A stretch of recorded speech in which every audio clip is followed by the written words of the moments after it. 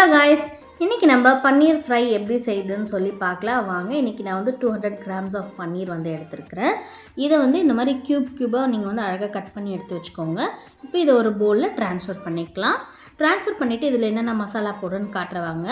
நான் வந்து இங்கே வந்து 2 ஸ்பூன் ஆஃப் சிக்கன் 65 மசாலா எடுத்திருக்கேன். அது கூட 2 ஸ்பூன் வந்து தயிர் எடுத்துக்கோங்க, கெட்டி தயிர், உப்பு, ஒரு 1/4 ஸ்பூன் அளவுக்கு மிளகாய் தூள் சேர்த்துட்டு, இது லெமன் வந்து கொஞ்சமாக பிழிஞ்சு விட்டுக்கோங்க. ஒரு 1/2 லெமன் வந்து பிழிஞ்சு விட்டுட்டு ஒரு அரை மணி நேரம் வந்து ஃப்ரிட்ஜில் வந்து எடுத்து வச்சுருங்க. அதுக்கப்புறம் தவா எடுத்து ஒரு ஷாலோ ஃப்ரை பண்ணிக்கோங்க. பட்டர் இருந்தால் பட்டர் போட்டுக்கலாம். ஆயில் சேர்த்துட்டு இந்த மாதிரி 2 பக்கமும் லோ ஃப்ளேமில் வச்சு இந்த மாதிரி ஃப்ரை பண்ணிக்கோங்க.